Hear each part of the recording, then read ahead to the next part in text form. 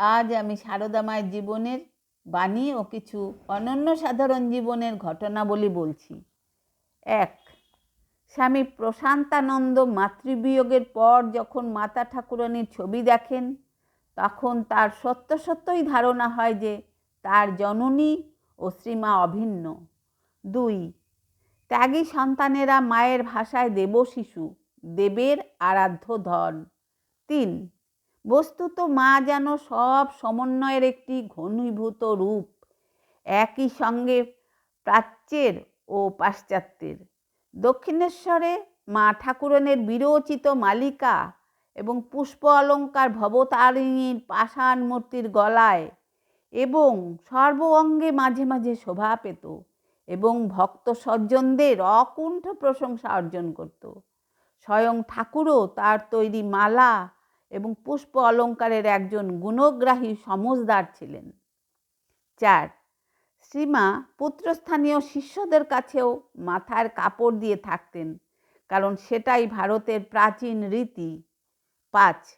যখন যা কিছু আহার করবে তা ভগবানকে নিবেদন করে প্রসাদ স্বরূপ গ্রহণ করবে, তাহলে রক্ত শুদ্ধ হবে, রক্ত শুদ্ধ হলে মন শুদ্ধ হবে। 6.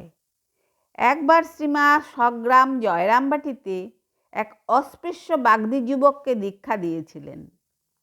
7. শ্রীমায়ের বৈশিষ্ট্য ছিল সহজাত সারল্য ও নিরাভিমান, তার আবরণে স্বরূপরূপে আচ্ছাদন করে রাখা।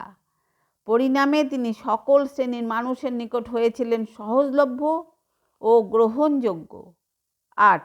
সারদা দেবী শ্রীরামকৃষ্ণেরই আর এক রূপ। ষোড়শী পুজোর সময় শ্রীরামকৃষ্ণ তার নিজেরই পুজো করেছিলেন। শ্রীরামকৃষ্ণ ত্যাগী সন্তানেরাও তারই অঙ্গ প্রত্যঙ্গ, তারই খণ্ড রূপ। সারদা দেবী তার অখণ্ড রূপ। শ্রীরামকৃষ্ণ ত্যাগ সম্রাট আর সারদা দেবী ত্যাগ সাম্রাজ্ঞী।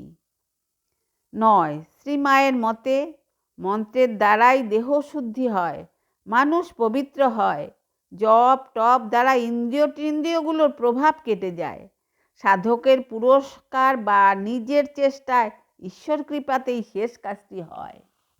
10. একবার এক ভক্ত শ্রীমাকে জননী রূপে চিনে বায়না ধরলেন, বললে আমাকে খাইয়ে দিতে হবে, আরও বললে ঘোমটা না খুললে খাবো না। মা ছেলেটিকে দীক্ষা দিয়ে বললেন, ঠাকুরই গুরু, আমি মা। ছেলেটি বলল, আমার মা তো বাড়িতে। মা বললেন, ভালো করে চেয়ে দেখো। ভক্তটি স্পষ্ট দেখলেন মায়ের মূর্তির জায়গায় তার গর্ভধারিণী মা। আজ এখানেই শেষ করছি। আপনারা সবাই আমার নমস্কার জানবেন। ভালো থাকবেন, সুস্থ থাকবেন।